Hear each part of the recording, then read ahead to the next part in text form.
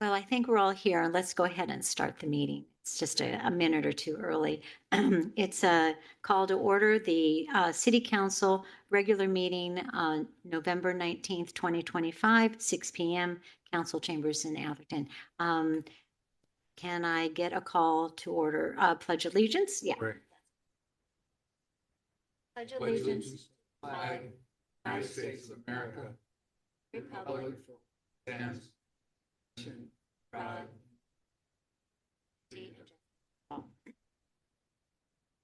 Roll call, please. Councilmember DeGolia, Yes. Councilmember Whitmer, Yep. Councilmember Lane, Yes. Vice Mayor Holland, Here. and Mayor Lewis. Here. Thank you very much. So we have a presentation tonight it's an annual report from the library. And who is giving that? Is that Jenny? Do you hear? Hi, I was looking for you. Okay. You are Jenny Miles. She's the library manager. Welcome. Hello.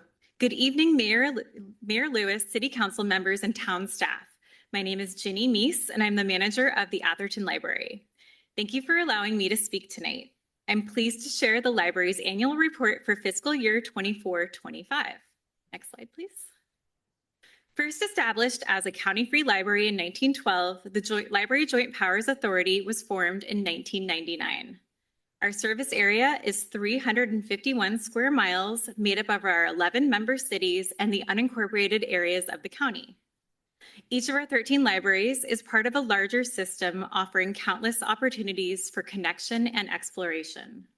We curate our offerings to meet the needs and interests of our community and help them thrive. Next slide.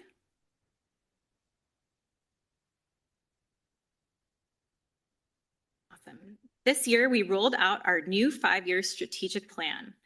Our new plan grounds us in the shared goals to listen, connect, discover, and engage. As we put our new vision, mission, and goals into action, we know our continued success depends on the insights, contributions, and voices of the communities we serve. Next slide. As part of our strategic plan, we introduced a new vision and mission to guide our work. Our updated mission is, together we build meaningful connections and inspire lifelong curiosity. Now I'd like to share how that's coming to life at our libraries.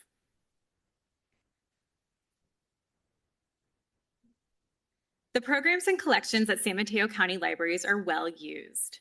This year, we saw 1.7 million library visitors, and that's across all of our libraries, not just Atherton, 2.4 million items circulated, and over 11,600 programs and events. Beyond numbers, each data point represents the connections, learning, and growth that happens across our community. Next slide. We strive to deliver services and offer opportunities where our diverse communities feel seen, heard, and valued. Each of our staff brings unique backgrounds and experiences to the library.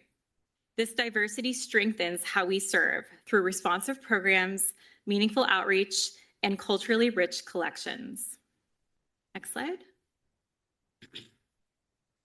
Our culture of discovery and exploration is reflected in our 249,967 active cardholders, almost 250.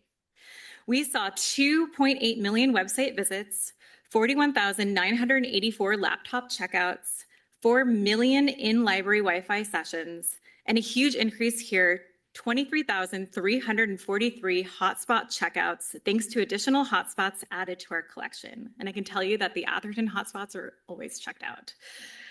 And we were proud to welcome 14,274 new cardholders this year. Next slide. At the local level, Atherton Library circulated just over 150,000 physical items last fiscal year, and we had over 50,000 digital downloads, which are ebooks and e-audiobooks checkouts. Next slide. All right, so we create moments for every stage and phase of life to foster growth and curiosity. I'm excited to share some of our greatest accomplishments from this last year. Next slide. Our 55-plus programs continue to grow, connecting older adults with opportunities to stay active, learn new skills, and build friendships. We create welcoming spaces and provide meaningful experiences where we help older adults find connection, routine, and a sense of belonging. Here's a short video highlighting one of our recent 55+ field trips, which have been highly popular. Here in Atherton, we hosted a trip to the Marine Mammal Center in Marin, which was a wonderful experience. Hopefully that video should play, maybe without sound.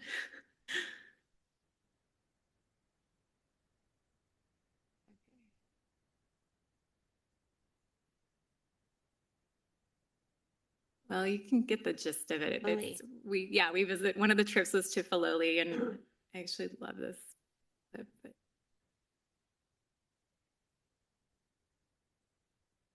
Videos never do well over Zoom. yeah, I had a feeling.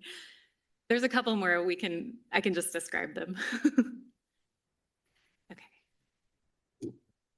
Okay, next slide, please. We're helping families spark a love of reading from day one. Through Dolly Parton's Imagination Library, children ages 0 to 5 receive free books in the mail each month.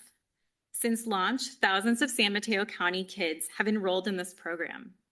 We're thankful to our partners at the Dollywood Foundation, the Foundation for San Mateo County Libraries, and our friends groups who make these offerings possible. Next slide. Together with our partners, we bring the library into the community in fun and unexpected ways. At Library Night with the San Francisco Giants, thousands of fans explored our Makermobile, browsed ebooks, and took home baseball-themed books. And at San Mateo County Fair, we created a vibrant reading garden where visitors of all ages can enjoy books and activities. Wherever we go, we remind people that the library is within reach. This is another video where you can see highlights from the Giants Library Night. I can play it. But we had, it was a special Giants event where libraries from all over the Bay Area came and had their bookmobiles there. We had a special limited edition card and we gave out books. And I think we still have some leftover cards at Atherton Library if you'd like one. Next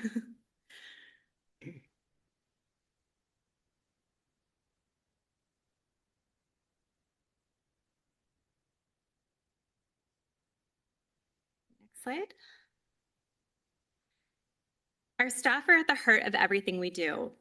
This year, our library champions leaned into growth and new ideas, turning creativity into even better services for our communities. We celebrated our team, from longtime staff who know the communities deeply to new team members who bring fresh perspectives. And we're thankful for the support of volunteers and friends groups who continuously help us reach even more people across the county. Next slide, please. Our libraries are, of course, community destinations. We provide welcoming spaces to gather, learn, and connect. Through continued upgrades and new spaces, we're always working to make them more comfortable, innovative, and inspiring for everyone. Here's a short video showcasing the reopening of the Belmont Library after it received some recent upgrades to support our communities.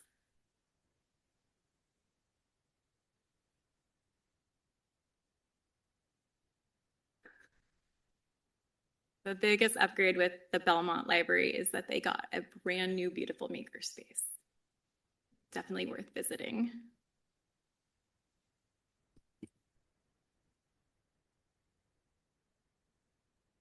So if we looked at this online, we could see the video. Yes. More. Yeah. Great.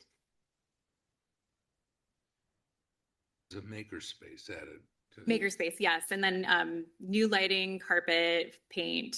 Yeah, looks great. All right. So bringing it back to a local level, wanted to talk about some of the highlights here in Atherton. On Saturday, June 7th, on Atherton Library's deck, we shared an unforgettable community experience with Janelle Brown, an Atherton and Woodside native, and the acclaimed author behind multiple national bestsellers. Brown engaged an audience of 104 attendees with a thrilling discussion of her latest page-turner, What Kind of Paradise, followed by light refreshments, which were generously provided by our friends, and a book signing. San Mateo County Libraries distributed 300 giveaway copies of What Kind of Paradise across all of our community libraries, with 100 copies reserved for the Author Talk attendees. It was a special opportunity to celebrate a captivating storyteller in her hometown, reunite her with her former community, and provide fans of her work the chance to meet and ask grand questions about her writing process. Next slide, please. Thank you, Chief McCauley, for this quote. I would like to highlight our participation with National Night Out in partnership with the Atherton Police Department. We offered live screen printing on tote bags, which were generously funded by the Friends of the Atherton Library.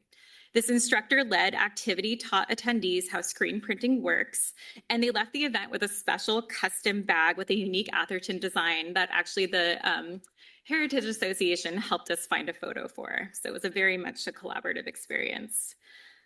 We also gave out free books and hosted crafts inspired by Therapy Canine Emmy. Next slide, please. So I just would like to thank the Town of Atherton staff and the council for your collaboration with us and for championing the library. In particular, Councilmember Rick DeGolia and City Manager George Roderick for your work on the Library JPA Governing Board and Operations Committee. I'd also like to thank the Friends of the Atherton Library for their ongoing support and advocacy. And of course, I'd like to thank Atherton staff for their commitment to the library. And I'm happy to take any questions. Thank you Very for good. Jenny. This is a great overview. Does any member of the council have any comments or questions No, for Jenny? I was telling her, I read that book to the kids. Oh. Don't So- let the pigeon drive the bus. Yeah. That's a So we Good have to advice. thank Councilmember Widmer because he reads to the Yes, kids all and the he time. just read this past Tuesday, so Yeah. we really appreciate you Yeah. coming and doing our guest Yeah. story times. Yeah, it's The fun. kids love it. Fun. Got my And- dancing going. I saw you with the shaker. City manager has a comment. I think there's a member of the Friends online if she wants to speak, or whether you're going to read it into the record, Anthony. See her there now. There she is. Anthony? She's online. Christine. Oh, good. Yeah, there she is. Christine, would you like to say something? You can unmute yourself maybe, or maybe Anthony can unmute you. Option.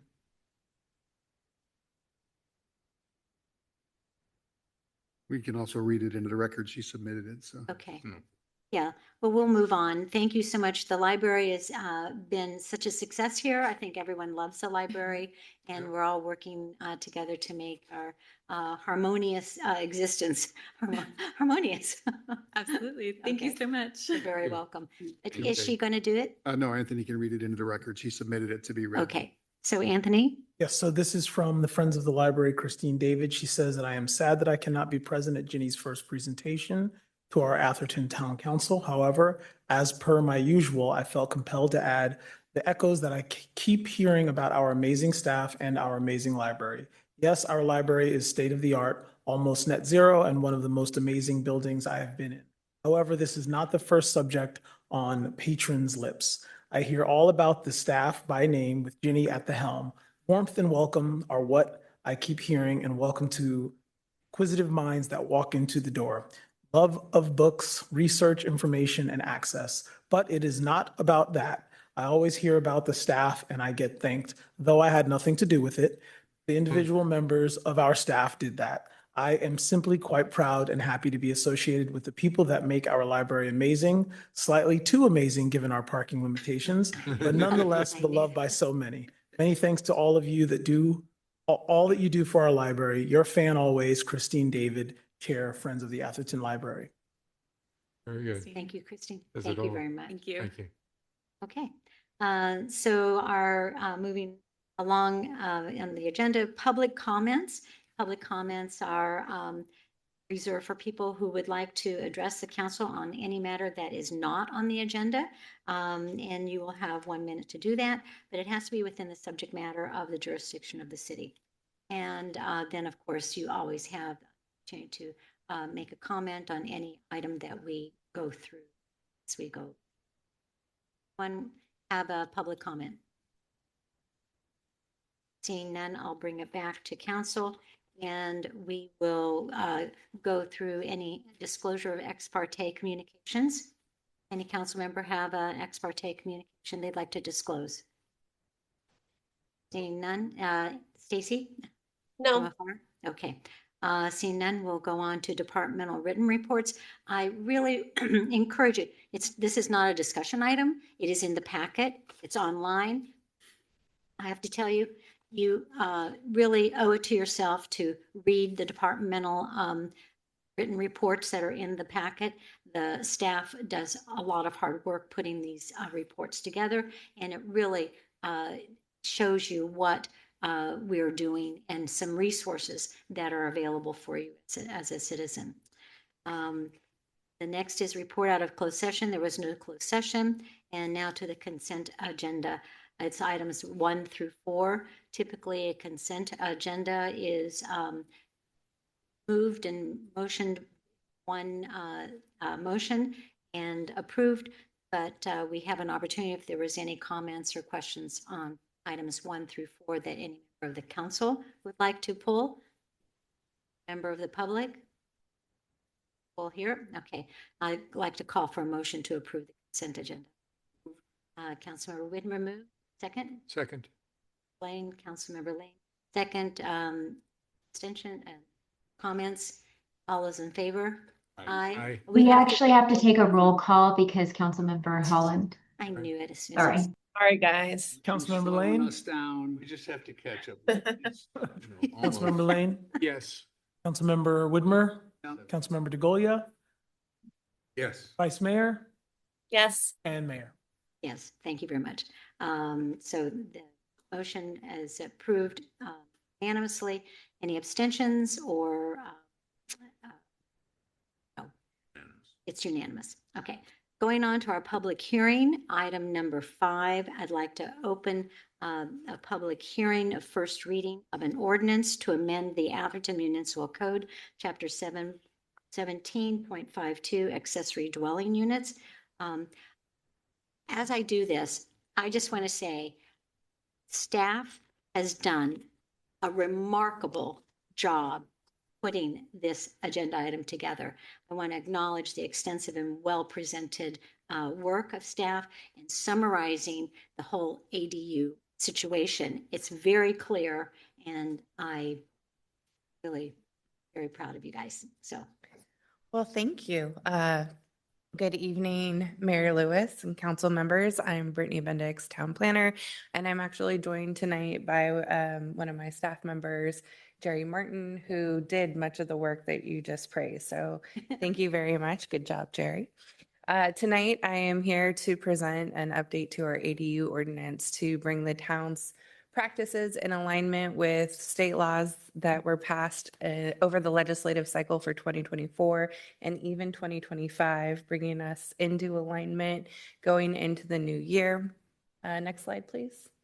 Our recommendation is clearly that you adopt the proposed language tonight. It aligns with the state legislation and then also provides some greater clarity that we've seen come up for development review of our applications. Next slide. So just a quick background. I only have about 10 slides for you, and I'll go through each piece of legislation, and then we can I can answer any questions. In 2019 and 2020, the state passed 5 ADU related bills that really overhauled how the state approaches ADUs with local jurisdictions. Since that time, municipalities and counties have really been adopting ADU updates to their ordinances on nearly an annual basis. And I think that we can anticipate at least a biannual basis moving forward. We saw an update in 2020, then some additional laws passed in 2020 and 2023 to clarify the suite of legislation that came on in 2020. And then even now we're seeing some shifts again over 2024 and 2025. Next slide. So we have 6 laws that we're catching up with effectively. You can see both introduced at the Senate and at the Assembly. SB is Senate bill, AB is Assembly bill. And the sections that this impacts in our ADU ordinance is quite extensive. I wouldn't say this is as big of an overhaul that we saw in 2024. but it does impact a lot of different areas of our code, so it is quite robust. Next slide, please. The first bill, SB 477, is largely the cause of so many updates. It's because every time we've referenced the government code section, we now have to update it to a new number. This was some organization on behalf of the state that really relocates how the government code addresses ADUs as the collection of laws becomes more substantial. Next slide, please. SB 1211, one of the major things that this does is it provides greater clarity on what the objective standards are that are applicable to ADUs that are required to be approved per state law versus ADUs that are supported by local legislation. So you may recall that one of the town's strategies towards adopting ADU ordinances is to provide incentives to meet local standards by allowing a larger ADU, for example. The state requires that the local jurisdiction allows, for example, the list on the right. Here we have one JADU of 500 square feet, one ADU that's converted within a single family home, one detached ADU, and so on and so forth, all that meet specific parameters. Anything that goes beyond that, the local jurisdiction has the ability to apply objective standards to. And so that's what this cleanup did. And it addressed entrance requirements, relationship to our heritage tree ordinance, standards relative to privacy, screening, and landscaping, exterior lighting, as well as internal connections. Next slide, please. The next area related to this bill, SB 1211, was some additions to the multifamily requirements. So if you have an existing multifamily dwelling, the state increased the number of detached ADUs allowed on that property. Initially it was, or in the past, it was 2 detached units allowed. Now on an existing multifamily property, the developer can go up to 8. Depends on how many units are actually within the existing development. With no parking. Myla, are we asking questions during this presentation? Sorry. Yes, well, I've heard some rumblings, and I think some of the council members would like to kind of pine on some of these. Council member Lane, I'll do it at the end. you're going to do it at the end? I'll do it at the end. Vice Mayor, would you like to Thrown make a in remark? between. I just wanted to ask a clarifying question about this slide. Yeah. That's okay to Brittany. Sure. So we say existing multifamily dwelling, is that existing as of the date that this law was passed? Or is this like in 4 years if a multifamily house has been built, does that count as existing after a couple years, or how does that existing get defined? City Attorney Mona Ibrahimi is smiling because I just posed this clarifying point to her earlier today. My take is that once you have a certificate of completion on the project, you could come and effectively turn around and say your project is existing, the development is existing. A more conservative approach would be saying that it needs to be existing as of the date that this legislation was passed. So she is looking in for clarification on that. Right, and just to add, unfortunately, the government code does not define what existing or proposed multifamily dwelling means. So it is a possibility that we're looking into. First, we're going to look into the legislative history and intent of it. And separate and apart, if we don't find clarifying information, there may be the opportunity for the town to adopt its own reasonable interpretation of what that means and then apply it uniformly going forward. And from my perspective, a Yes. reasonable interpretation is existing at the time this legislation came into. I would think so. Yeah. And how many units would that be? How many properties would that be? in 0. Atherton? 0. Zero. Well, that's a relief. Is it 0? 0. We have no, Don't we have a multifamily building at a Menlo College? I think we do. No housing. Those are dorms. Actually, I think the only eligible housing would be the Sacred Heart facility. The Oakwood. Yeah. Oh, where they That would be actually- okay. That's not housing. Yeah, so you know, So that's, Because it's got a central area and We do Yeah, count then that or consider that as housing units. There's a distinction between a housing unit that we can count relative to arena numbers and something like student housing or group housing, which is treated differently. So I think what George was indicating is that the multifamily housing on Menlo College that's existing is student housing and is treated differently than the multifamily housing covered under this. okay. so you're saying Sacred Heart apply. Yes. All right, well, I can do all those. So what about the property at the corner of El Camino, Selby? That's, it's not, it's just lots of buildings on it.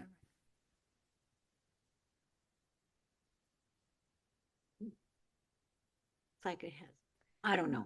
very Public Works densely Director built. Robert Avadia is questioning whether or not that might be an SB9 lot split. And that's why you're thinking that there's multiple units there. That would not be eligible as a multifamily property under this provision. That's just a single family home with an ADU.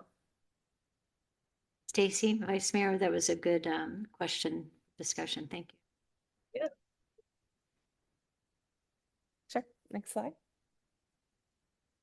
The next bill, AB 1332, relates to a state mandated program of allowing pre-approved plans for ADUs.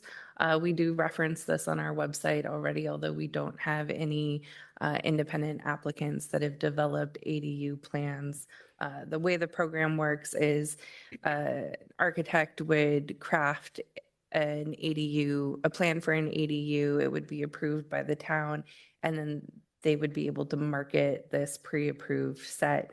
That set would still need to have specific information like a site plan and a soils analysis before they could submit it to the building department and have it reviewed.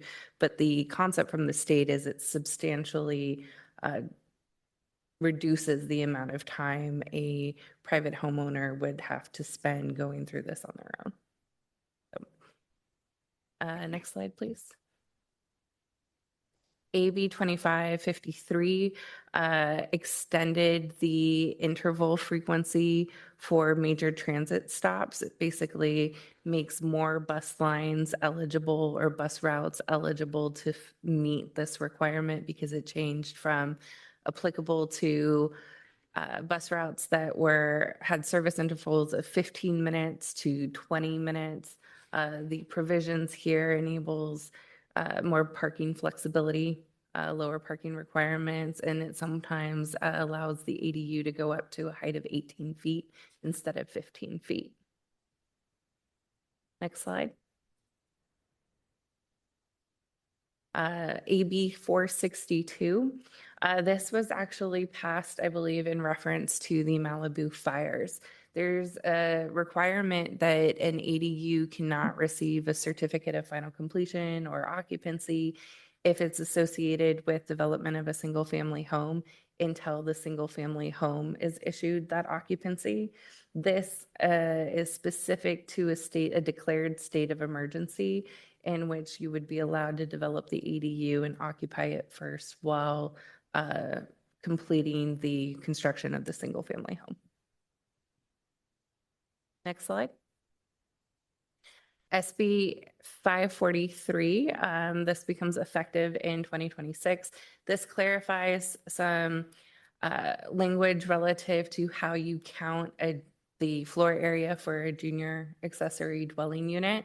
It provides clarification that it's the interior of that space, not the walls, presumably because the unit is enclosed as part of the broader single family home. Next slide. SB 543 also requires specific timing provisions for how quickly a jurisdiction reviews an ADU. especially in terms of, well, something that we haven't quite seen before is the requirement for response to comment letters. I will say that our building department, which is typically who sees these applications first, is one of the fastest on the peninsula. And so these aren't even things that we come up against. But it is now incorporated into our code so that it's codified and transparent and clear to applicants. Next slide. All right, so the last two slides I have for you are more about providing clarity that has come up during review of applications. The first one touches on the allowance of an ADU above a detached garage. Presumably, the detached garage is consistent with the town's accessory structure setbacks. And so the thought process here was that the council was willing to allow a garage above the detached, allow an ADU above the detached garage because it met that setback requirement. We actually had some confusion where an applicant wanted to say that, well, if it's only 800 square feet and therefore a state exempt ADU, and I put my stairway on the side of the garage, then I can take advantage of that 4-foot setback and not have to provide the 10-foot setback. This was a loophole. We're closing it. So that's why we have that here. With the attached ADUs, we see some creative approaches to calling an ADU attached. So here what we're doing is we're using language that's already, we're relying on language that's already in the municipal code that specifies attachment has to be 7 feet of a shared wall. But then bringing in some clarification from the HCD guidelines, which we can effectively treat as an interpretation of state law, to add structurally abutting. And that helps us navigate some discussions with architects and engineers. With the third category here, floor area exemptions, this is clarifying that the state does not allow us to restrict floor area on any conversion. So to put this in an extreme case, if you had a detached garage of 3,000 square feet and you wanted to convert that to an ADU, we could not limit that ADU to 1,200 square feet. We would have to allow it at 3,000. Wow. It's a pretty unique Like a house. circumstance to Atherton. There's not a lot of jurisdictions that have detached structures of that size. So I think that that's maybe where that's coming from. Comments on that? Only thoughts. No, this is Next like slide, please. mandated bad planning. Right, go ahead. Totally yourself. So we've added some clarification to basement and stories. This is because the state law does put a limit on the number of stories to ADUs as 2-story limits. The town was interested in allowing basements as habitable area. So as long as you're consistent with the floor area requirements, we wanted to make it clear that the basements weren't included in that 2-story limit, which is language we have to include from the state. Then we have entrance requirements. One of the discussion topics or discussion points from the council in 2024 was this desire to limit entrances to ADUs to facing only the interior area of the lot. When we wrote that, we didn't express that that was limited to only the interior. So we're seeing applications get around that by having one entrance on the interior and then providing other entrances on facing the exterior. So this is meant to close that loophole. We also have to indicate too that we can't enforce that requirement on state exempt ADUs. So this would only apply to the larger ADUs that we allow in town.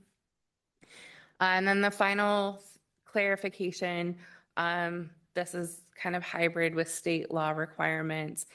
The town does not allow for separate ownership of ADUs. And so there is clarification both in terms of the length of rentals and then the ownership requirements that relate to the town's program. The state allows for nonprofit organizations to sell off their ADUs. And so we have to include that language in our code. How would that apply to Atherton? Could you give me an example? If a nonprofit, low-income housing developer came in and developed 100% affordable housing project for sale units and included ADUs they would be able to sell those ADUs off as condo units, presumably.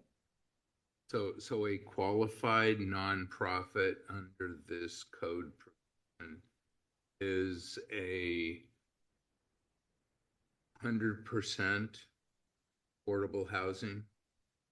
That's usually the example in how I've seen it done. Oh, but we say here qualified nonprofits. What is what is that qualified nonprofit? It's not, obviously not every nonprofit. It's a 503C nonprofit. Be a church? But under specific conditions, I mean, those Yeah. three words kind of confuse me. What are the conditions? We can bring that up and look at that Can I ask language. Questions? Vice Mayor, yes. I'm just, who does the qualifying for these The nonprofits? state. Is that the town or the state? It's not a distinct process from like a 503C. So my inclination is to tell you that they would have to be a 503C housing developer. But I can verify that. And would they have to be building 100% affordable housing on that lot? Yes,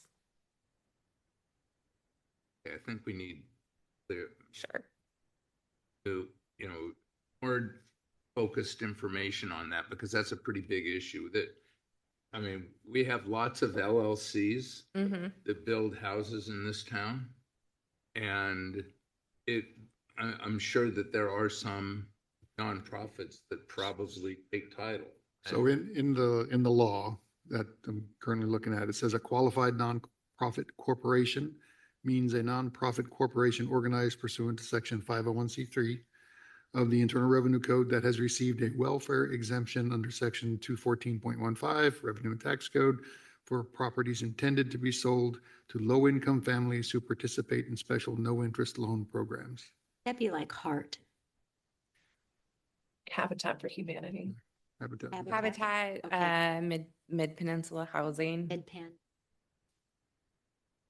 Thank you. Yeah, thank you. Can you? That concludes my presentation as the final slide with our recommendation. Great. Thank you so much. Jerry. Jerry. You did a great job. Okay, bringing it back to the council and actually to the public, is there a member of the public who has a question, comment about this presentation? Back to council. Councilmember DeGoya, did you want to say something? Yeah, I'll say something. I think it's absolutely outrageous that the state legislature of the state of California is constantly changing the housing laws without any local control input. And I am absolutely opposed to the way that they do this. Here we have 6 laws on ADUs, and some of them I don't have any problem with. There's a clarification with respect to ADU development in the Malibu area, and some other clarifications that are helpful. But there's some that they just every single year are putting more pressure on local government to have to change our codes and change the way that we do business based on their analysis of things, and I find it outrageous. See, raise your hand. And Vice Mayor? Like to I had a comment? question. Yes. Question? I'm just curious, what are we seeing in Atherton? Are we seeing a lot of 800 square foot ADUs, or are we seeing more that are larger? I'm just wondering what's happening on the ground here. Town Planner Brittany Bendix. With new construction, we're seeing applicants max out the availability of what they're allowed to do. With individual homeowners that are coming in and wanting to add an ADU to their house, it really is kind of dependent on what the existing property will tolerate. what they can fit where on their lot, especially relative to heritage trees. So frankly, a lot of the time it's, well, if I go any larger, I get too close to the TPZ and then I have to go to a planning commission because I'm a larger unit and not exempt. And so that actually pushes them into a smaller unit. With that said, I think the planning commission usually responds favorably to requests for tree protection zone exceptions and heritage tree removals. That is the most frequent thing that the planning commission reviews, but it's not an outrageous number. It's maybe at most, on average, 2 per hearing. We have the former chair of the planning commission Yeah. for 11 years. Yeah. Now he's No, a actually council member. 13 and a Oh, half. there's, sorry. Well, Time flies. But, so this is obviously this is the second time I've seen this and the second time I'll vote on it. And the second time I'll approve it, just gritting my teeth all the way. SB 1211 is like the epitome of, if you were going to write a script for bad planning, you'd write SB 1211. Basically, it says, if you want to have lighting facing down rather than at the neighbor, no. If you want to have the door facing the internal of an existing property instead of looking right at the other neighbor, you can do whatever you want. If you want to require trees to make sure that the new structure doesn't bother a neighbor, no, you can't do that. So and you know that I've been on 3 different planning commissions. And in any one of those, this rule, if I approved anything like this, I would have got kicked off the planning commission. So now it's legal to be stupid planning. And the next area is this 2 to 8 thing. There's no ability to require parking requirements. So there's no ability to do anything in terms of mitigation of anything of a neighbor on that process. I've said for a long time, the best way to get rid of all the trees in your property is move your 800 square foot ADU all around your property every 2 years, because then you can knock down every tree on the property. So this is just bad law. It's just flat out bad law. And I have to approve it because I'm trying to protect the country, the community from being taken over by the state ruling directly, but it is just bad law. And the only thing that we have going for us is we have very smart residents that don't do stupid planning. So as long as it stays that way, we'll be in good shape. Councilmember Whitmer. I take comfort only in the fact that many of these laws apply to the 500 square foot Or 800. or less. The ones with the special numeric designation as as Rick said, laws are coming out. There are new laws being passed and put on the governor's desk regularly. Many of them are about housing. Been this way for a number of years, but if we don't incorporate those,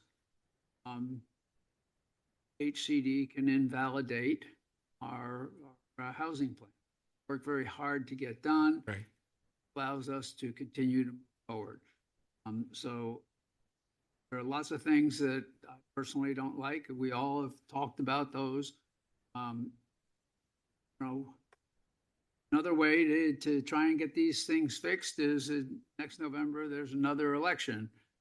Our legislature votes on many of these. And in fact, both our representative, well as our state senator, they vote for all these bills. So if you feel that something to try and stop those, perhaps a change needs to be made. And so you should need to think about that when you. Thank you. Thank you. I see on the Zoom line that Nicholas from Sam Licardo's office, would you like to make any comment about this? And if not, I'm not trying to put you on the spot. I just want to acknowledge that you're here and thank you very much.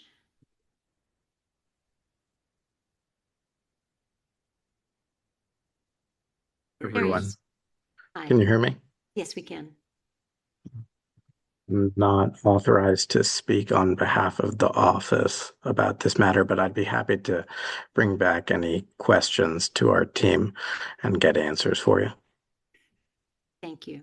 Yes, thank you very much for being Please here and take yours. listening to this. Play the recording of Yeah. my comments, please. Yes. Okay.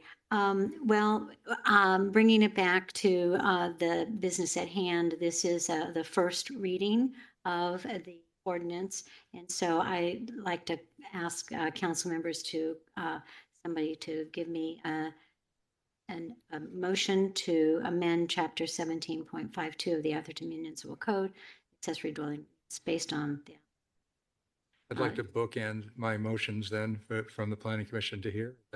Okay. All right, I move the city council introduce and conduct the first reading of the ordinance to amend chapter 17.52 of the Municipal Code Good. accessory dwelling units based on the reasons outlined in the staff report. Thank you very much. May I get a second? Second it without. Oh, we're not going to read the entire ordinance right now. That's why Yeah, I said exactly. Without reading, because he It's- said read it. Yeah. Okay. All right. So by title only. The first reading, yeah. It's the first reading. Yes. Okay. So motion and a second. I'll call for the vote. Would you call the? I will. Councilmember Lane, Yes. Councilmember Holland, Yes. Councilmember Widmer, Yeah. DeGolia, Yes. Vice Mayor. Yes. Has already voted, and No, Mayor On Lewis. the left, Vice Thank you. Mayor, Vice Mayor. Yeah. Okay. So Oh, that yes. that passes, and so you're going to bring it back to us in December. Yes, it'll come back in December. We'll answer any other further questions in the staff report, but that's typically on the consent agenda moving forward. All right. Next up on our agenda is consideration of an appointment to the Environmental Programs Committee and Planning Commission. We have 2 vacancies and we have several applicants. The first applicant is for the Environmental Programs Committee. We have 1 vacant seat, and I believe that Allison Bloom is Allison. There you are. Okay, I was wondering who you are. That you, Allison. Very nice of you to want to volunteer. It's a pleasure, and I've read your CV and application, and it's very impressive. Do you want to make any comments for us? And she is the only applicant for this That's one. correct. I know. So, but I you know. But I just want to clarify that she's. So we're not gonna. Right. Yeah. Stiff competition. Unless Yep. we could, we could have a floor. No, No. it's the only. I just have a prepared statement. Oh, good. Okay, good evening, Mayor and council members. Thank you for considering my application to serve on the Environmental Program Committee. I'm here because I want to help Atherton meet its ambitious climate goals, and I believe my background in design, community engagement, and environmental work positions me to make a meaningful contribution. For many years, I have worked at an intersection of user experience design and environmental issues. I served on the executive board of a large environmental news platform and spent years as head of design for an energy and water management platform for large-scale agriculture. Those experiences taught me that the best environmental solutions aren't just technically sound, they have to meet the people where they are and make sustainable choices feel accessible and achievable. But my motivations for serving are also much more personal. As a parent, I feel a deep responsibility to contribute to securing my children's future. The climate crisis isn't an abstract crisis and threat anymore. It's shaping the world that they will inherit. And while I've contributed environmental efforts professionally, I want to make tangible differences personally right here in our community. I'm particularly excited about the committee's focus on community engagement and education. And with only 5 years until our 2030 target of 49% emission reduction, we need programs that truly motivate residents to take action, whether that's electrifying their homes, switching to EVs, or properly managing food waste. I'm ready to roll up my sleeves and work collaboratively with my fellow committee members and town staff to help Atherton lead the climate action. And thank you for considering my applications. Very well said. I have one quick question from your resume here. What is UX designer, product manager? That's an excellent question. A user experience designer is a type of designer typically in the technical space, and you're not necessarily focused on making something beautiful. You're focused on making something easy to use for a very particular audience. with the idea that the way you would design, say, a mobile phone application for a 75-year-old man is very different when the way you would design something for a 16-year-old girl. Really taking into account that particular group's needs. And while it's very popular to use in the technical world, it's also something that can be applied to truly anything, trying to understand who our community, what their concerns are, what the hurdles that they have to come over in order to adopt something, and trying to create something that will match those needs and solve the problem. Any other member of the council have a question? Mr. DeGoy, Mr. Widmer? Available tomorrow at the 1 o'clock meeting? Yeah, it's on my calendar already. Okay. all right, And just I'm wanted to I'm make getting sure. trained on the He's the Brown Act in the liaison. morning. Good, okay. Any other member of council have questions? Vice Mayor? I'm so happy you raised your hand. I mean, your whole speech got me so excited to have you on the committee. So Yeah, likewise, I'll have to note, I'm going to be staying in the building right next to where you're staying in 1 week. I recognize the balcony. funny. Oh my gosh, this is great. How about you? Any? No, I don't, there's perfect. Well, thank you perfect so much. applicant. So I guess we just kind of bless her. We Do we move have the to make a approval. motion? Yes? Please. Motion. Okay, Yeah. let's make a motion. Moved. Okay, second, Second. Councilmember Widmer. I'll do a roll call again. Yes, please. Councilmember Lane, Yes. Councilmember Widmer, Councilmember DeGolio, Yes. Vice Mayor, Yes. and Mayor. Yes, you. absolutely. Welcome. Thank you so much. And you know, a fellow council committee member is here, and Ken Fredericks. He's in the back. That's Ken Fredericks. So you guys introduce each other. All right. Thank you so much. Good. All right. Our next one is for a planning commission. We have one vacancy, and I think we have two applicants, Steve Siebold and Peter Carson. And are either of you here online? I don't see either of them online. No? Okay. So any discussion on this? Do I have a motion from a council member to? Well, I'll make a comment first. I think, I don't know Peter. I pleased that we have two people, one person who hasn't served on any. Both of them seem very well qualified. I've met Steve, and he's on the transportation committee and seems very qualified. And he seems interested in both. My thoughts are, well, I could go with either of them. I think one of the things that I'd like to see is that we bring in many people into that want to serve. So having somebody serving on 2 and 3 different, I don't think serves that purpose. So leaning towards Peter at this point in time, although, as I said, I could go. But I'd like to see diversity of different residents on our committee. Let them then decide how they would like to maneuver their way to either be on the city council or to move on to other committees like that. And I think that that's important because we've turned some people away in the past and some of them come back and some of them don't. So I'd rather not see anybody not come back. So consider that and then make our own choice. Thank you. Councilmember DeGoey.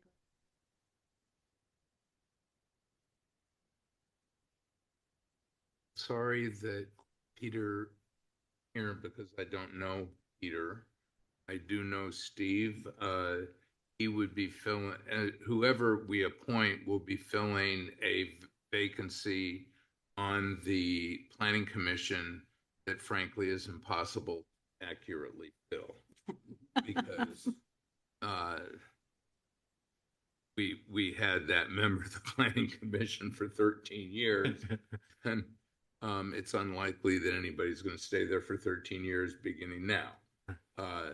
But I think that, we faced a very serious set of considerations on the planning commission around housing issues over the last 3 years. As a town, we've spent more than $1.5 million on this housing process as compared to less than $100,000 that we spent on the last housing element process. And that's just part of the problem of what the state legislature is doing to us. So it's really important that we have people that take this seriously and really focus on it. And I would like to meet Peter and hear from him, but I've read the application. It's a good application. But I guess I'm more inclined to support Steve's. I know that he's done a good job and he's come to some council meetings and is very focused. Good views on. So, Yeah. so here's the, I have a lot of experience on membership on the planning commission, and there's a couple things that are really important. One, that the person has experience with a commission process and actually attendance and how meetings work. The next thing is that they have to have experience with the situation in the town on multiple issues, because there's always in the planning process, there's the rule and then there's the plan, and coming together with a good plan that meets the rule is the sort of the art of it. I wish I could talk to Peter too, because his background is outstanding. But the one thing that has happened on the commission in the past is it's not a starter commission. Of all the commissions we have, it's not the starter one. There's two that are the I would say that are the more advanced in terms of have to have experience, the finance and the planning commission. And the planning commission is driven by a lot of state law regulations and a lot of direction and a lot of impact. So I'm more inclined to go, I'd be more inclined to wait until we could talk to both of them. But if we didn't want to do that, I'd have to go with Steve, because I have his experience on a commission that we know his performance. And I don't know either of them, but I would go with Steve based on that. If we couldn't wait. Vice Mayor, have an opinion? I had a question for Anthony, because this term expires this summer or That's next correct. summer. It's a short, June 30, 2026. So it's a short Yeah. appointment. it's a very 6, short 7 months. appointment. Have either of them indicated whether or not they would want to stay for another full term? Because I haven't had that conversation with either one of the candidates. But we would conduct the normal recruitment, and I would hope that we'd get a bigger batch of applicants for the next 4-year term.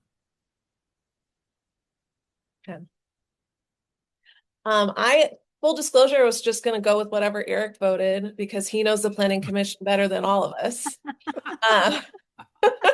It's so funny. So That's usually a safe bet, but. Well- yeah, but I mean, I think what Bill said is right. I mean, having more people serve on committees is a good thing. Like having a lot of people do 2 or 3 committees is not great for the town So- as a Well, here's the- whole, but Here's the thing, is there's only one more meeting of the planning commission. It's on December 10th, this year. And so if there was any way for us to be able to see both these, applicants on our next meeting, it wouldn't be terrible. Of all the times that I would say it's okay to wait, first of all, there's an established, group on the planning commission that has its act together, of the 4 people. So there's not, whereas before we maybe had like 3 people that would come regularly, and if one was sick or anything, then you'd be stuck without a quorum. That's not the case. So I'd really like to interview people for this role, but if we don't feel comfortable with that, I'm okay with going ahead. So here's my opinion about this.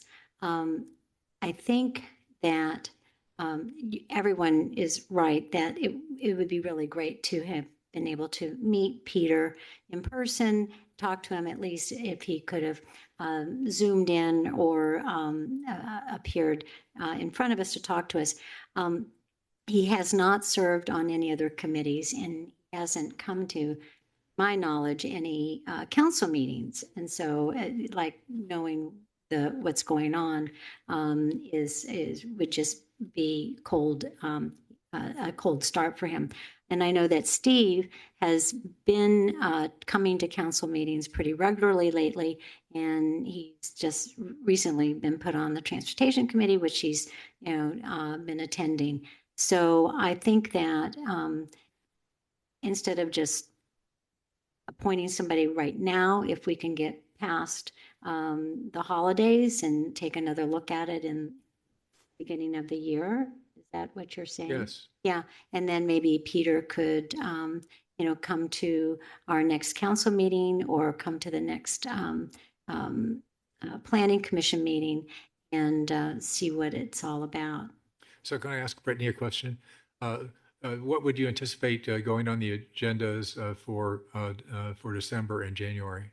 There's quite a bit of things. We have two appeals of penalties on tree removals. And this will be the first time that we're actually taking those to the Planning Commission versus a hearing officer. So that's kind of a new procedural thing. Mona and I are working on trying to get the inclusionary housing ordinance there for December. So that's a big item. There is a variance. I think you were there for the variance on Elena. Right. That is coming back. I think that's it. So, Be hard well, those to issues, catch up. it would be hard to catch up. And those issues are issues that the current Commission of Four is very deeply aware of and has thought about them in full context. So, the chemistry on the Planning Commission has worked in the last couple of years. So, Kind of a stalemate. right. Uh, So, Bill, a 2-2. Bill, what's your thinking at this point on Well, this? I think, first off, Steve's been on the transportation committee. So it's not like, hey, he's an experienced Right. accountant. Right. I know him. He came and interviewed with, he came and talked to me about, hey, just wanted to get on transportation, about transport finances. So we spent And some that time was together. before the planning commission right, opportunity. right. Right. So, from the things that have been discussed that are on the next meeting, I think a newbie isn't able to add much Right, value to it. right. Personally, I'd rather have, we have Jerry Luger, who's been on just for a couple meetings, and Sandy Levinson's been on for a year. So really, we got two senior guys, Paul and Mr. Polito. Hopefully I don't know if they're the vice and Chair. They're going to do, well, and so hopefully they're going to guide the rest of the committee, but I don't see that there's going to be much value add with a fifth person at this point in time. That's my 2 cents. so that means wait until we meet them both? Or Yeah. what? Yeah, that's okay. I'm with that. Is that good? City for people? manager, would you like to? Were you weigh in? thinking December or New Year? Preferably December for me, but I'd do it January. Maybe we could do it at the study session. The January study session? We could put some notice out to them and ask them to attend either the January study session or the January regular meeting, see which we can get both of them to. And then once you meet them both, we'll have it on the agenda for you to make a decision. all right. Come to some of the other meetings in And December. does that leave the window open for more people to apply if others apply? If you're not making the appointment until January, that's typically when we would start the recruitment process for the June, July appointments, When is the next planning commission meeting? December 10th. December 10th. So the study session in December will be before that. Yeah, Yes. yeah. I mean, I think that, well, I agree with what Bill said, that a new member on the commission isn't going to have meaningful input on these things. They are going to be exposed to the issues. Right. And it will help them learn and Right. develop Right. and get up to speed. So I'm not inclined to wait. But I think waiting until the first study session in December Yeah, that works. doesn't wait, because no one will miss Right. a planning commission meeting. Right, Right, right, I right. agree. I would prefer to do it in December Yeah, myself, me yeah. too. All right, well, we'll January's invite them too to far. the December 3rd study session, add that to the agenda as a possible Yeah. action item. We do have two other items on that agenda. We try to keep it to that. You've got the update on SB 79 and discussion of the impacts of the community. And the second item is the recommendation from the Transportation Committee from last night's meeting on all of the speed humps throughout town. So you'll be making decisions on that at that meeting. Brittany, does that work for you?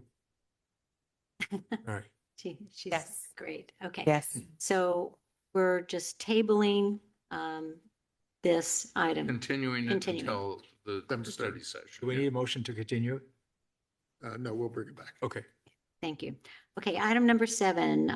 This is to approve a service contract for the supply and construction of the Holbrook Palmer Park Playground Replacement Project. And I'm going to give it to our Public Works Director, Robert Abadia. Thank you. Thank you, Mayor. There members you of the council. go. Just playing a little. Musical shuffling, chairs, musical nameplate. nameplates. Thank you, Mayor, members of the council. I'm going to try and keep this brief. As you know, we've been working on the replacement of the park playground for over a year now. There have been a variety of renditions, and pursuant to council's final direction, we are moving forward with a conventional playground. And so what we have before you tonight is basically approval of a service agreement for the procurement and construction of the playground. This is pursuant to a joint procurement contract through Omnia Partners, which is a kind of like a joint pool purchasing authority that we are a member of. And so we have an estimate from the contractor of approximately 1.2 million. We're asking for a contingency balance to carry us through the construction. The project design, bless you, has been, is about 90% done by Interwest. And so there's a few minor tweaks, and then the supply contractor will be applying for the building permits to get. We've been talking about this a long time, so thank you very much for bringing it to us. I have just a couple of little questions. On the front page of the agenda sheet, it says following significant community. The last paragraph, it has December 4th, 2025. I think you meant 2024. Is that correct? So. Okay, all right. And just the contingency is a 10% of the amount for 125,000. Yeah, just over 10. It's just, okay. Okay. And, all right. I'm just kind of diving in and asking my questions. Then in the summary, I just have a question on their, what it means, NDS, inclusive play sign package. There's 3 lines.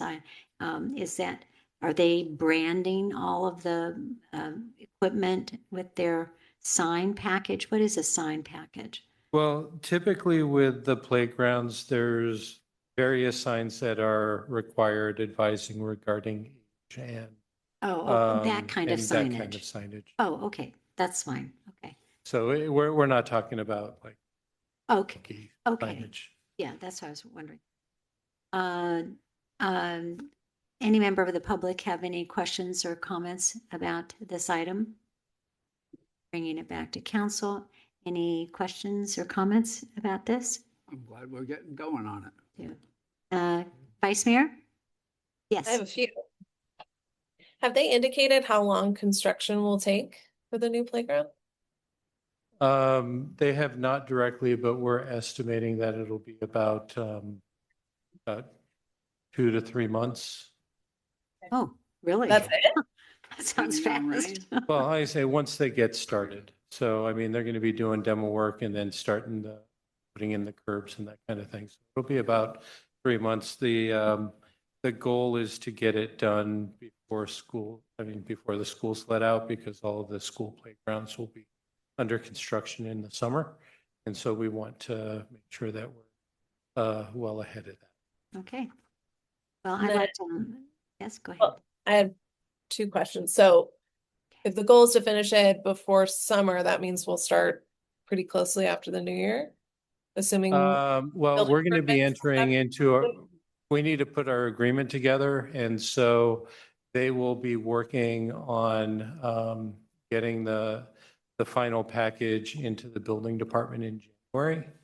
And so that'll happen through January, February, and probably hopefully start construction late February, March. As soon as possible. Yeah. Okay. Okay. Okay. And then my last design question, since you said it's 90% complete, maybe means there's fewer swings in this new playground than there is in the current one. So if you could sneak some more swings in there. We have two Good. sets of swings, if I recall. We have one set in the small playground and another set in the larger playground. And Mhm. we were restricted with regards to space and accessibility requirements based on the items selected. So the structures themselves and what swings can fit within the individual bays kind of are guided by accessibility. And the current ones didn't meet that standard. The old current ones? ones do, but the types of swings are, Okay. Got it.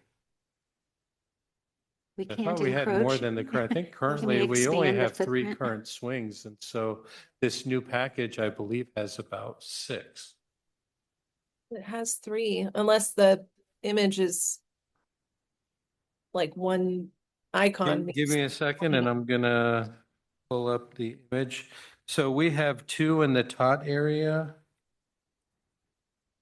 I think the image may be off because I thought we had more swings. Shows 1. Pretty sure we have more than 2. It shows 2. In the large It- area. It shows 2 in the tot and 4 in the older. So if I can't put them, I can If you look kind at of the put my image- mouse on it. If you look at the So- image, there's little horizontal lines on the main line. Those are regular swings. So here, And this there's one 2. here is a bucket swing. Okay. And here is the tandem swing. And then Oh, so on the other side, you have the tandem, you have the strap, a strap on this one and another swing there. So there's a Oh, so total, that tiny line is a swing. Yeah. yeah. Oh, So there's 6 total. cool. Great. You happy now? I'm happy. Yeah. Good. Just Glad like we're one happy. swing in the tot area is just going to be like Tantrum No, City. there's 2. One is the bucket and the tot, and then the other larger tandem type. All right, now, I'd like to call for a motion to approve a service contract for the supply and construction of the Hobart Palmer Park Playground Replacement Project. Second. Thank you very much. Any objections, abstentions? Let's do a roll call, please. Councilmember Lane, Yes. Councilmember Whitmer, Yeah. Councilmember DeGolia, Yes. Vice Mayor, Yes. and Mayor Lewis. Yes, thank you so much. Item number 8, Chief of Police is there. He's going to talk to us about a resolution authorizing an hourly wage rate increase for per diem dispatchers. Our lifeblood, we need these dispatchers. Hello, Mayor and Council Member. Good evening. I'll be very brief. My comments are about our dispatch center operations, particular focus on our per diem dispatchers. So currently our dispatch center is staffed by 4 full-time dispatchers and 1 full-time dispatch supervisor. When it comes to time off, vacations, et cetera, that schedule is rather fragile. And it's filled by overtime by our dispatchers, and it's also filled by our dispatch supervisor when she can. To augment our operations, we rely on per diem dispatchers, much like police reserve officers. They're full-time dispatchers in other police departments, or they're not currently working, but working part-time as a per diem dispatcher. We used to have a good cadre of per diem dispatchers. They've left for several different reasons. One of the primary ones is the hourly wage that our allied agencies are offering. We're on the low end. And so the ask tonight, the recommendation is to increase the current hourly rate, which is about $60 based on top step dispatcher, to $65 an hour, which would make us more competitive. Okay. We're lucky that we recently had an interview with a per diem dispatcher. She's in the background to bring one on board. We recently interviewed another one, which we hope to make an offer and bring a second on board. But when you're asking them to use their personal time, time is valuable. And so I think this ask is reasonable. Okay. Any questions? Oh. Questions? Member of the public have a question, Chief? Any comments? I'll make a comment. I think you've been very creative and fair in trying to approach this, and while meeting the need for the per diem dispatchers to be more attracted to come work for us by increasing that minimally, and yet still having it be less than hiring or doing the overtime pay of bringing in one of our employees with all the burden and everything. So I think that this is something that we should go ahead and approve. May I get a motion to approve? I'll move the motion to approve. Second. Okay. Any questions, abstentions? Roll call, please. Councilmember Lane, Yes. Councilmember Whitmer, Councilmember DeGolia, Yes. Vice Mayor, Yes. and Mayor.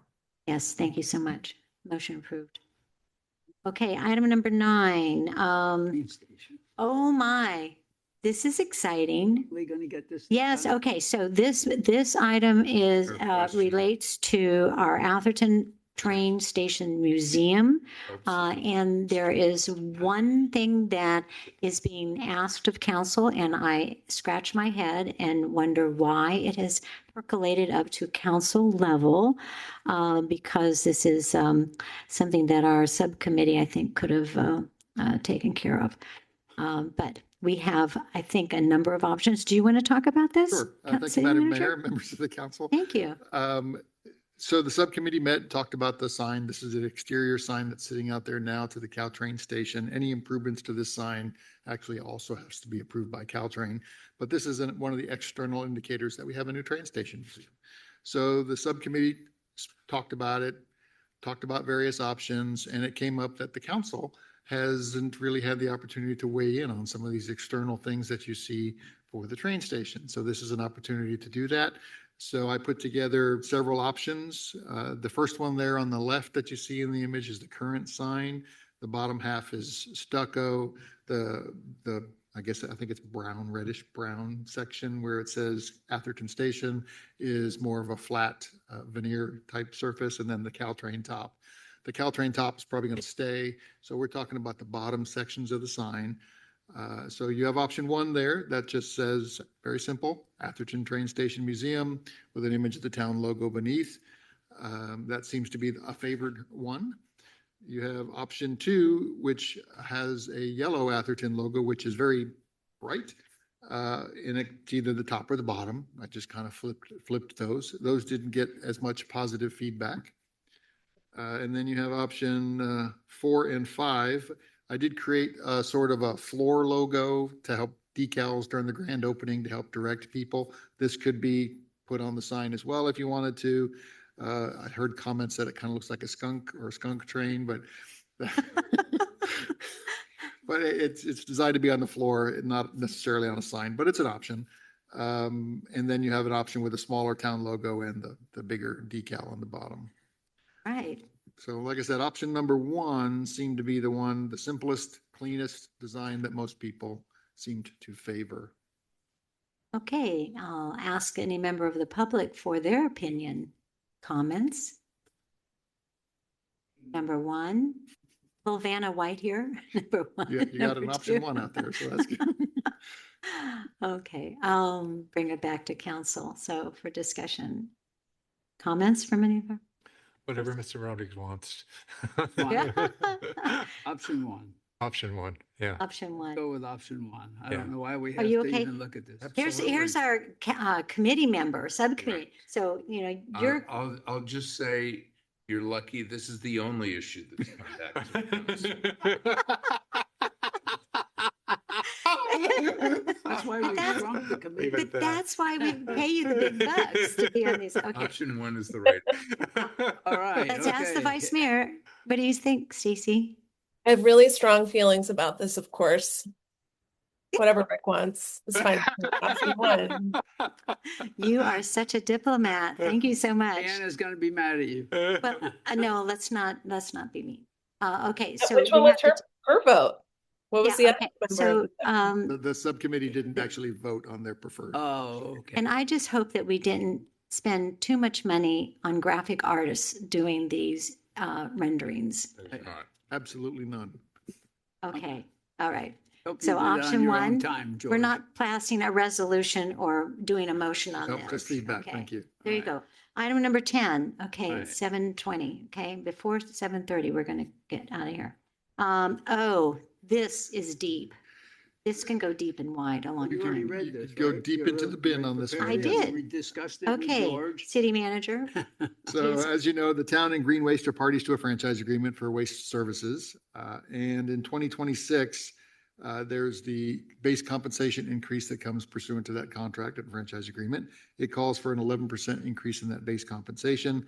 At your last meeting, when you talked about the roll-off bin amendments, you also briefly talked about using the rate stabilization fund or the franchise fee to offset that 11%. And you sort of agreed on hitting it around 8% for the ratepayer. So the subcommittee met with Green Waste. Green Waste put together a number of options where they tried to smooth out the rate adjustment over a period of years to bring it to that 8% for 2026. And that has downstream impacts because they are entitled to that compensation. So it adjusted the rates throughout the contract term. And so as you see in the chart there, it talks about 2026, 11%. The real issue here is using the rate stabilization fund to offset the rate, just using the rate stabilization fund is going to have to be done every year, or eventually it's going to catch up with us and we're going to run out of rate stabilization money and the rate's going to dramatically shoot up. So the subcommittee talked about using a shared rate stabilization fund amount in some years, as well as some of the franchise fee in some years, the town's franchise fee, to mitigate that impact. With also a goal of getting us back to a true position of a 10% franchise fee by the end of the franchise term in 2035. And so this table depicts the current contract and what it calls for, 11% in 2026, 8% in 2027, 5%, and then CPI. What the franchise fee is in those particular years based on this proposed adjustment, the use of the rate stabilization fund, but then the bottom line is the effective rate increase that the ratepayer would see. So in 2026, they're going to see an 8% rate adjustment. This is a fixed contract. In 2027, they would see a 6% increase. In 2028, 5%. And then in 2029, 3% plus whatever the CPI is. 2030, 2% plus whatever the CPI is. And you can read the chart out from there. And so that's what the subcommittee is recommending that the council approve this evening via adoption of a resolution amending the franchise agreement. It's very creative, very creative, Yeah, it's a good outcome. honestly. Thank you, guys. Yeah. Our subcommittee was Councilmember Widmer, who's been on the refuse, the garbage committee for many, many, many years. And he was president of the SBWMA for a while, and then we changed over. And then Councilmember DeGoya has teamed up with him. But I think this is a very clever and a good solution. I don't think a lot of people realize that the franchise fee is money that we get. Yes, so these are Right. big trucks out on the roads and they cause damage on the roadways, and the franchise fee goes to the town's general fund and helps offset the cost of maintaining the roads. And then there's this rate stabilization fund. So we're giving up some of our franchise fee to help mitigate and the increase to the residents. And as you see, the residents increase is minimal in years ahead. And so I think there should be a lot of happy campers out there.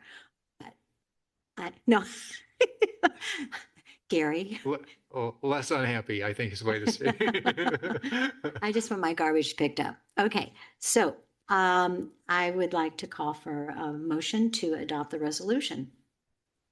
And I'll make that motion that we adopt the resolution number fourth amendment to the franchise agreement with Green Waste Recovery as submitted in our agenda packet. I'm confirming that Second. there's no public Yeah. comment. Oh, you know, I didn't say public comments. I'm kind of cutting to the chase, aren't I, Mona? I'm so sorry. Member of the public have a comment on this? And online.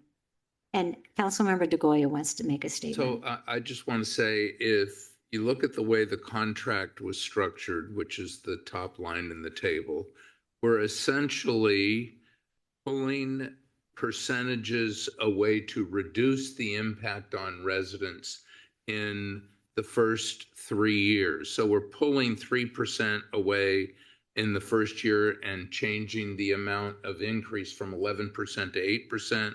We're pulling away 2% in the second year, which is 27, from 8% to 6%, and we're moving that essentially out to add to the contract in 29 and 30 when it would otherwise just be the CPI. So the vendor, Green Waste, is getting their contract needs, but they're getting it later in the contract.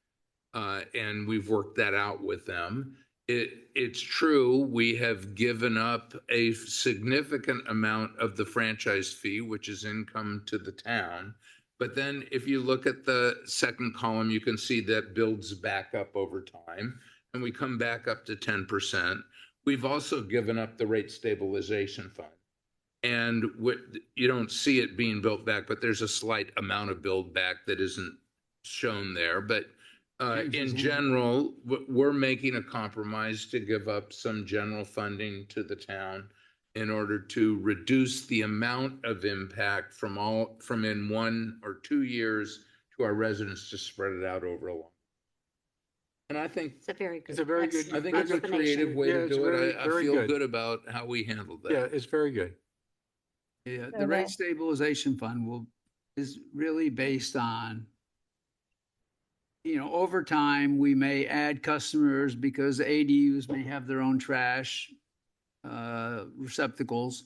So there'll be additional money that goes in that will affect regrowing or having something in the rate stabilization fund as well. So what we're trying to do, as Rick pointed out, is we want to make sure that this contract doesn't have large increases impacting our customers beginning. And also, I point out that if we'd stayed with Recology, our rates would have been higher. If you look at some of the other communities around here that are similar to ours, such as Hillsborough, even though they do have a small amount of commercial, our rates are lower than theirs. So we've made, continue to make the right choice by staying with Green Waste. We never get any complaints. There's no add-ons, there's no overage fees. If they come back because, their trash pickup, you put the trash out late, or they missed it for some reason, they don't charge you for a comeback fee. If something happens to your can, they don't charge you for that. So where the old contract, we would have had that. So you're not going to be any nickel and diming and things like that. So I think we're still in great shape with Green Waste, and I think that they do a great job. Vice Mayor, do you want to make any sense? Yeah, I had a question and a comment. Okay. My comment, I think this is really great. Looking at that table and seeing the difference between what's in the current contract and what you guys have put together is really striking. And I think it's really good benefit to the residents. So my question is, I'm sure no resident will know that we're doing this, because I'm not sure that a lot of Atherton residents are paying attention to like the final item on an agenda that's about our trash. So how are we as a city going to communicate this to the residents so that they know where their tax dollars are going? Well, they're going to be getting their bill for the next 3 months shortly in December. Right, So but like their bill will still be small increase high. to it. But I think the Vice Mayor's comment is a good comment. I think that we should draft up something to go out to the residents. I mean, we could, I'm not sure if it should be a postcard or just in the email, but if you pay attention to how our residents want to be communicated to, which we did It's pay in quite a bit of attention print. to in the survey we did this summer, they'd really rather see a postcard. something like that. There's a And lot of this is background an explanation increase, though, that but kind it's of, less of an increase than they would have experienced. yeah. So we could put together a postcard or a letter from the town to the community, kind of explaining it in more detail. Go in the departmental reports. Or put it in The there. next But if we do a Atherton. mailer, it's a couple $1,000s, and we can certainly do that. We need George, to list We could the, include it in the end of the year Green box Athertonian in it, edition that too. we're working on. Athertonian. That's one way to get it to him as well. Anthony's mentioning we are working on an end of year wrap up Athertonian that talks Good. about Yeah. the status of a number of projects and what the town's accomplished Book, over the last year.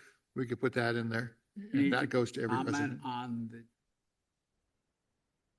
Yeah, we'll put that in there Right, too. because again, there's a violation, it goes to the homeowner. Yeah. So they need to be told that in advance. Yep. Okay, good. Oh, I love it. Yeah. Okay. So the mayor says she thinks we should do both, A postcard and put it in the. or a letter, and whichever you prefer. Okay. I mean, I Postcard's less think- expensive than a letter, Rick, although a letter, Postcard's is- easier to produce than a letter because then you I- get You stuff got it. envelopes and Do it. stuff. We can Stacy, also yes. ask, I don't think you Green can Waste to put communicate all something this in a the postcard. buildings, which Well, is great. that, you're right. And that's why a letter is, but you know, it is a little bit more complicated because you could do two sides because there's a lot of, you know, explanation on it. There is. And a postcard, and she knows marketing. I would stick it in the Athertonian personally, because you could put like 2 pages We can do with a both. chart on it. I think we you can do, know. Or we could do a postcard telling people about some surface changes and direct them to the Athertonian for the full detail. right, because the Athertonian goes to everybody. Yeah. And Anthony Everybody mentioned, Robert doesn't pay mentioned, attention to it. yeah, that Green Waste will That's put it in their the way it mailer is, and a lot of letters that get they thrown produce with too. their bills. My only Okay, concern it's there similar. is that the bills aren't always read by everybody. I don't open mine, Sure. so, Yeah. Okay, who's going to second my motion? I thought Rick already did. Rick, did you already do that? no. Rick did it. Did he? Did you? He did. Yes, okay. All in favor? Oh, you have to do Roll your call. All right, speed round. Lane, Yes. Widmer, Yeah. DeGolia, Yes. Holland, Yes. Lewis. Yes. There we go. Any other comments or questions to ask before we gavel this out? Yes, I do. Yes. I just want to say, I've been on this council for 13 years. I'm very used to coming to these council meetings and have a member of the Massey family here. Yes. Oh, yeah. And I'm really appreciative that we have Jim's wife here with us. Yes.